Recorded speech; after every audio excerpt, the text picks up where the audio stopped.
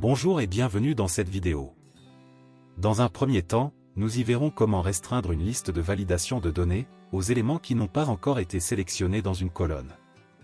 Puis, dans un second temps, nous affinerons cette restriction en fonction d'une deuxième colonne, qui dans notre cas, correspondra à une date.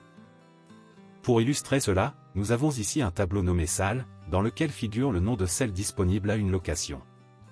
Dans l'autre tableau que nous avons nommé réservation, nous voulons pouvoir saisir une date, et choisir dans une liste, l'une des salles n'étant pas encore réservée à cette date. Nous avons déjà mis en place une validation des données pour la colonne date. Celle-ci autorisera la saisie d'une date supérieure à la date du jour, renvoyée par la fonction maintenant. À présent nous voulons limiter le choix des salles à celles présentes dans le tableau. Positionnés sur la cellule F3, nous optons à nouveau pour une validation des données. Cette fois dans la zone autorisée, nous sélectionnons liste. Dans la case source, en saisissant après l'opérateur égal, le nom du tableau suivi du nom de la colonne entre crochets, nous obtiendrons une erreur. En effet, la validation attend une plage de données, et n'interprète pas ce type de référence structurée comme telle. Pour contourner cela, et forcer Excel à l'interpréter comme une plage, nous l'imbriquons entre guillemets dans la fonction indirecte. Ainsi, nous avons dans la liste de choix, tous les éléments de la colonne nommée salle. Nous saisissons une première ligne exemple au 5 mai, et choisissons la salle blanche. Nous continuons avec une deuxième ligne au 5 mai. Nous avons toujours la possibilité de choisir la salle blanche, alors que celle-ci est déjà prise ce même jour. Voyons comment empêcher cela. En cellule C3, nous commençons par utiliser la fonction recherche X, celle-ci nous permettant de rechercher des éléments dans une table. Dans son premier argument nous aurons les éléments à chercher, qui seront ceux se trouvant dans la colonne salle, du tableau du même nom.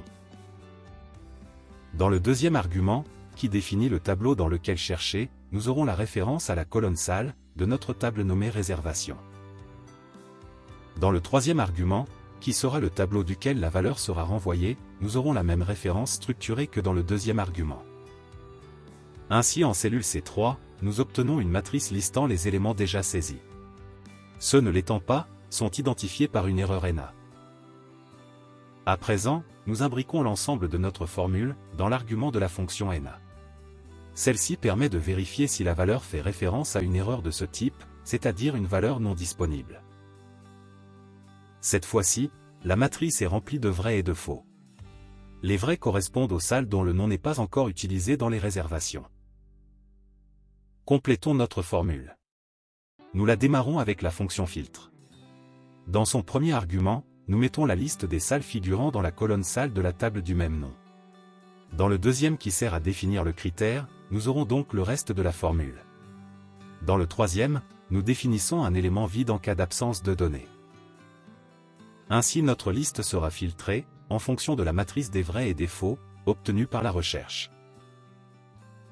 Ici nous voyons effectivement, que la salle blanche n'apparaît plus dans la liste résultat. Nous devons à présent modifier la validation des données. Nous sélectionnons les cellules concernées, et retournons dans la validation. Nous y modifions la source. Cette fois, nous faisons référence à la cellule C3. Nous lui ajoutons le symbole dièse. Celui-ci permet de faire référence à l'ensemble de la plage propagée. À présent dans la liste de choix, n'apparaissent plus que les salles encore disponibles. Dès que nous en choisissons une nouvelle, celle-ci disparaît de la matrice qui sert de base en cellule C3. Lors de l'ajout d'une nouvelle date, la liste propose uniquement les salles qui n'ont pas encore été réservées, sans prendre en compte la date associée. Or, ce n'est pas le comportement attendu. Voyons maintenant comment ajuster cela, pour que la liste des salles soit filtrée en fonction de la date saisie. Nous devons identifier l'adresse de la cellule qui a le focus, et obtenir la valeur de sa cellule immédiatement à gauche, pour en avoir la date associée. Pour obtenir l'adresse de la dernière cellule active après un recalcul, nous pouvons utiliser la fonction cellule. Nous y mettrons un seul argument, qui sera le terme adresse entre guillemets. Nous obtenons l'adresse des 3. Si nous changeons la salle en cellule F3, c'est cette adresse qui maintenant est renvoyée par la fonction cellule, le focus ayant changé de cellule, et une modification ayant entraîné un recalcul. pour forcer un recalcul sur chaque nouvelle sélection, sans pour autant avoir procédé à une saisie ou une modification, nous devons passer par une ligne de code visual basique. Pour cela, par un clic droit sur le nom de notre feuille F1, dans le menu contextuel qui suit, nous sélectionnons l'option Visualiser le code. L'interface VBA s'ouvre. Dans la liste de choix où apparaît Général, nous prenons Worksheet. Une procédure liée au changement de sélection apparaît. Nous y insérons la fonction Calculate. Celle-ci provoquera un recalcul. Le message qui apparaît dans la barre indique d'enregistrer notre fichier dans un format supportant les macros. Nous le ferons plus tard. À présent, dès que nous changeons de cellule, son adresse apparaît en D3. Nous voulons obtenir la valeur de la cellule immédiatement à gauche de celle qui est active. Nous utilisons la fonction décaler. Dans son premier argument, nous aurons la fonction indirecte, dont le paramètre sera la formule cellule qui obtient l'adresse de la cellule active. Nous laissons le deuxième argument ligne vide, et procédons à un décalage d'une colonne vers la gauche, en mettant -1 dans le troisième argument.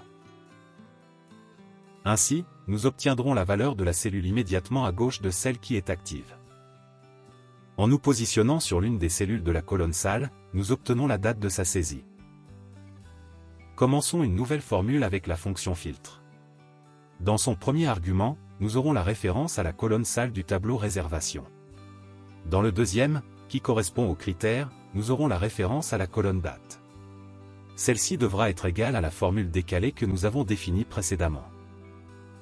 En cas d'absence de données, nous terminons avec un élément vide dans le troisième argument de la fonction filtre. Maintenant, en nous positionnant sur la cellule F3, nous voyons apparaître en D3 les salles utilisées pour la date du 5 mai. Nous copions cette formule, puis nous nous positionnons sur celle définie en cellule C3. Nous y remplaçons le deuxième et le troisième argument de la fonction recherche X par la formule copier. Ainsi, la recherche de la présence de chaque élément de la liste de base se fera sur la matrice des éléments saisis, filtrés par la date associée à la cellule active. À présent, si nous nous mettons en cellule F5, toutes les salles disponibles pour le 6 mai seront proposées. Nous choisissons la salle blanche, et passons sur une nouvelle ligne pour cette même date. Cette fois, la liste nous présente uniquement celles qui ne sont pas encore réservées pour ce jour. Pour chaque nouvelle date saisie, la liste proposera les éléments disponibles pour celle-ci. Nous avons un message d'avertissement précisant une erreur de validation des données.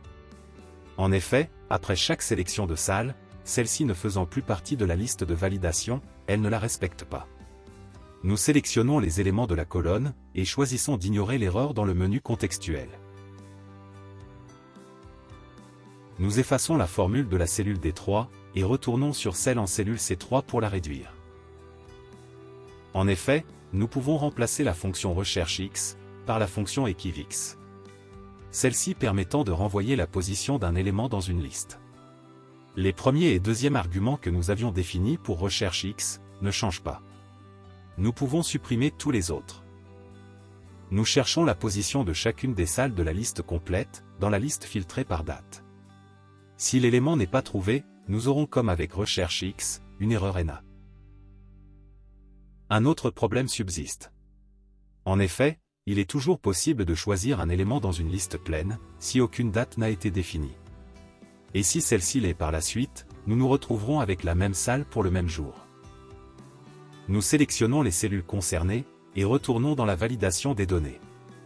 Nous ajoutons dans la source, la fonction conditionnelle si. Dans son premier argument, nous vérifions si la cellule à gauche, donc la cellule 3 en référence relative, est égale à un élément vide. Si c'est le cas, la liste fera référence à la cellule A1 en référence absolue. N'importe quelle cellule fera l'affaire du moment qu'elle est vide. Sinon nous aurons la matrice qui commence en cellule C3. À présent, si la date n'a pas été saisie, la liste proposera le contenu de la cellule A1, qui est vide. Nous ne pourrons faire un choix qu'après la saisie de la date. Pour les besoins de la vidéo, nous avons mis la base de notre liste sur cette feuille, mais nous pouvons la déplacer sur une autre et la masquer. Nous venons de voir comment créer une liste de validation dynamique, qui propose uniquement les éléments non encore sélectionnés, tout en tenant compte d'un filtre sur une date. À l'aide de cette approche, les saisies peuvent être affinées, les doublons évités, et la fiabilité des données améliorée. Ainsi s'achève cette vidéo. Merci pour votre attention. À bientôt.